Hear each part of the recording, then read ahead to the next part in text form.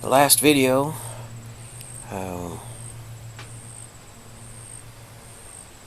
had 4 comments.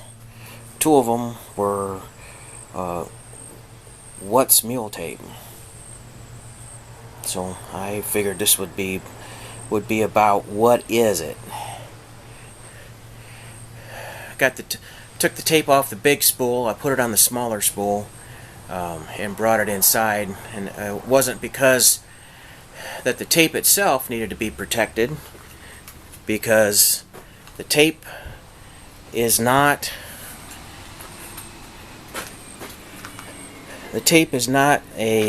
it's entirely man-made. It does not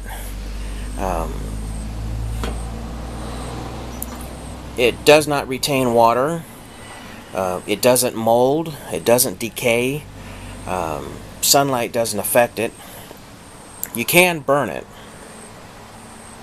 but it's between a fiberglass. It's between a fiberglass and a nylon in construction. This is 1/2 inch wide Muletape. This version is rated at 1,250 pounds tensile strength.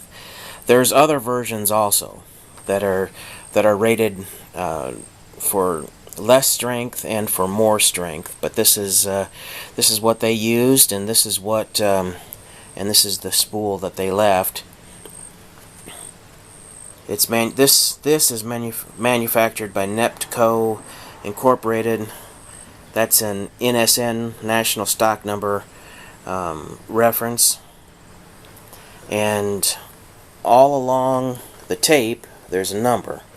This says 4408, and if you move a foot down this way, it says 4409, 4410, 4411. The way that they use this tape, they went along all of the roads in this area. Every single road, they went down each one of them, and they put a conduit in. Conduit is a piece of pipe, and they made careful connections wherever the ends of the conduit came together, and so they laid a whole bunch of this empty tube around, and they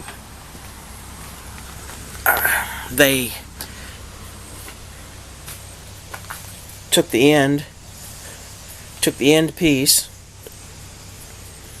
and they would start with something like this, and they'd stick a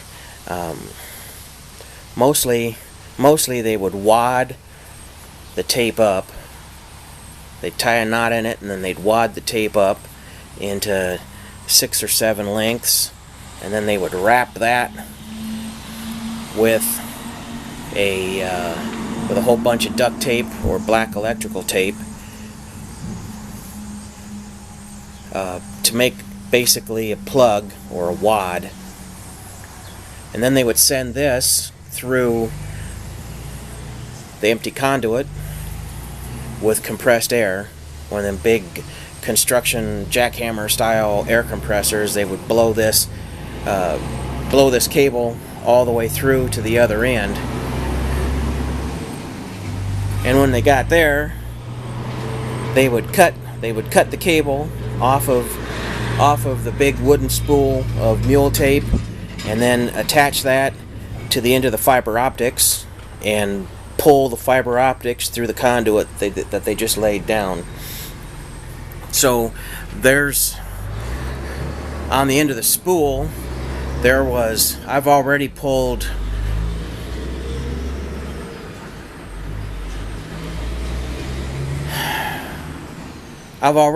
more than 3 miles off of that spool, and I'm I'm about half, not even half, done with the capacity. So I've got another 3 to 6 miles of cord left. But this cord is it does not retain water. It will not mold. It doesn't decay. It's got a high tensile strength. You can cut it with a typical pocket knife. You can tie regular knots into it. It's got a very high resistance to abrasion, so you could drag it over a tree limb, or over a piece of concrete or pipe or whatever you needed to, and not worry about a snag doing serious damage to it. I've got a length that I've got tied to a fish basket that I throw over the top of a concrete bridge railing and lower it down into the water. And then when I need to get it back, I don't lift it out. I just grab the cord and pull it against the concrete and pull it out of the water. So and I've done that for more than 6 fishing seasons. I want to say 10, but that might be an exaggeration. But yeah, I don't baby it, and that cord is not fuzzed out. It's not weakened. All of the strands that are attached are still attached. It's just a little fuzzier. The way that a tight grain wool coat will get fuzzy if you wash it with regular water instead of taking it to a dry cleaner's. That's basically what it is. It's just instead of being a real tight grain, it's just a little bit fuzzier. So yeah, this is a really useful cordage. This is lighter than it's lighter than Muletape. 100 foot of this is much lighter than 100 foot of paracord. I just misspoke there. And it's stronger. Muletape is meant for static and dynamic loads. You can put it over around a tree and attach it to your hammock. When you get into your hammock, you're not going to lose any height because the cordage stretched. Paracord has got individual strands inside of it that you can take it apart and use those strands, and you can also make decorative knots in that. You can knot this up the same way, but it's not going to be as cosmetically pleasing. You could weave it into a harness of sorts. I just sent a link to a local, not sure what you would call his name. He has a portable forge in the back of his truck, and he goes around fitting horseshoes and taking care of horse hooves, and then doing horse related stuff. I'm not sure. Farrier, maybe, I don't know. I'm not a horse person. He said that he knows a guy that takes this and weaves it into horse harnesses and bridles and things like that. But you could tie off a horse with one strand at 1,250 pounds test. The horse would probably break that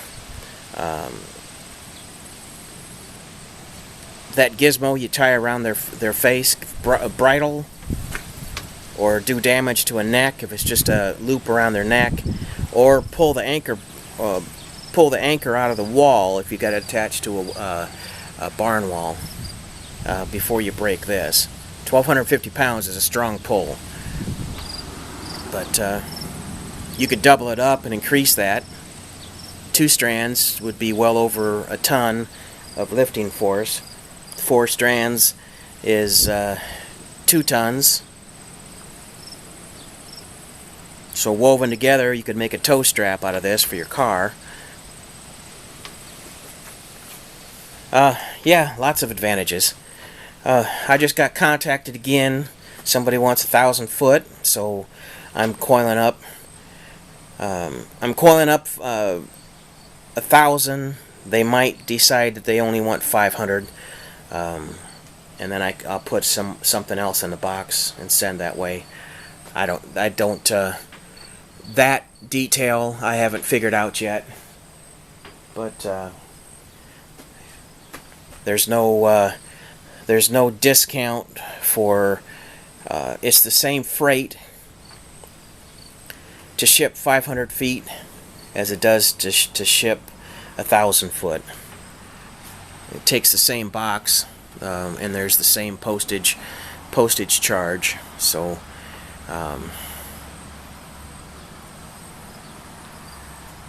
Yeah, that's what I wanted to talk about today. See ya.